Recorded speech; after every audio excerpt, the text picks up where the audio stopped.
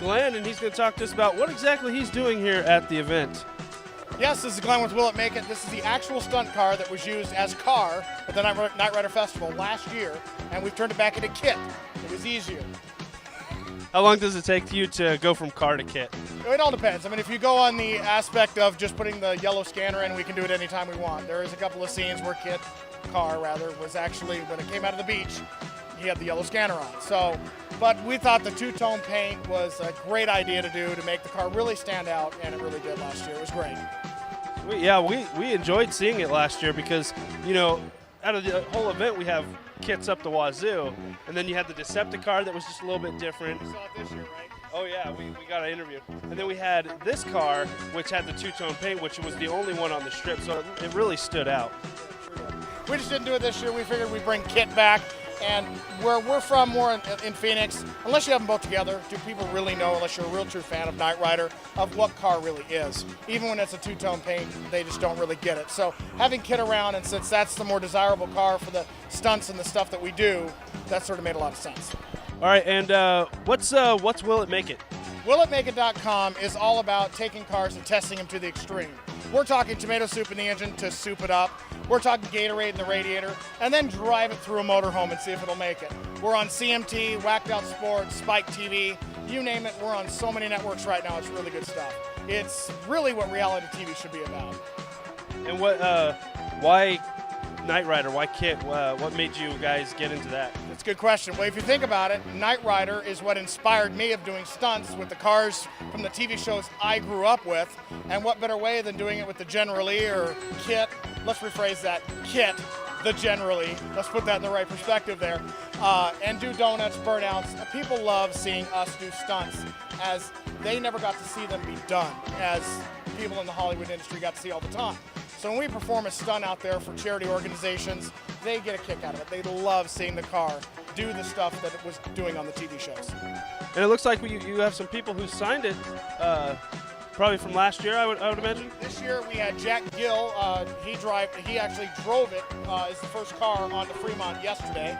And then we have Glenn Larson, which actually is the fourth time he signed my car, because every time he signs it, we use it in a stunt and something happens to his signature. So he's signed my car numerous times, and I really appreciate it. Got Stu Phillips. I mean, we got Buzz Bunny from last year. There's quite a few different people on here, and it means a lot to have their signature on it, because they're what make it happen. And I got my lunchbox signed by David Hasselhoff yesterday, so everyone needs to know that. That means a lot. And how long have you been doing stunts? We've been doing stunts for about 5 years now, so it's really, I mean, you really think about it, I've been doing it from my dad's wallet since I was a kid. All right, we're here with Jeff, another car owner. As you can see, he has the Knight Industries 2000 here.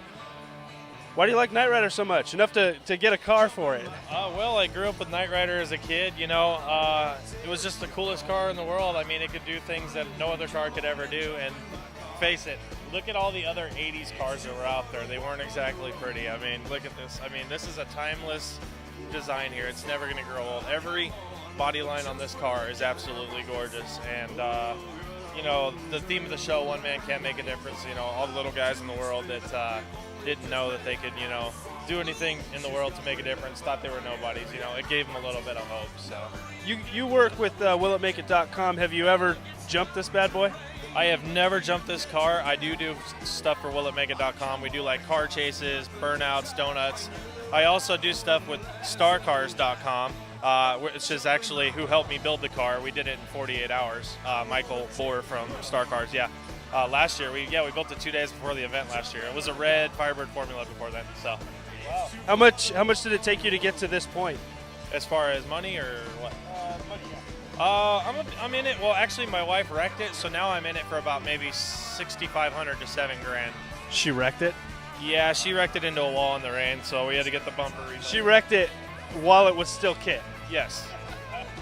It cost about $350 because I know people and because my friend from Will It Make It and my buddy from Star Cars were able to help me get good deals and help me get it back together. So yeah, I'd say I'm in it about 6 grand to 7 grand at the most. Besides kit, what are there any other Hollywood or TV cars that you would love to own? Well, the General Lee and of course Smokey and the Bandit, the 78.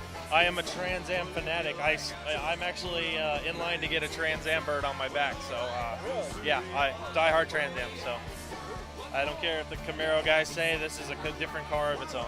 They're not like it in any way. I've seen some of the Camaros that have been turned into it. You can tell just when you look at it, like, something's not quite right with that one. It's the soul, man. There's no soul in the Camaro. This is all soul right here.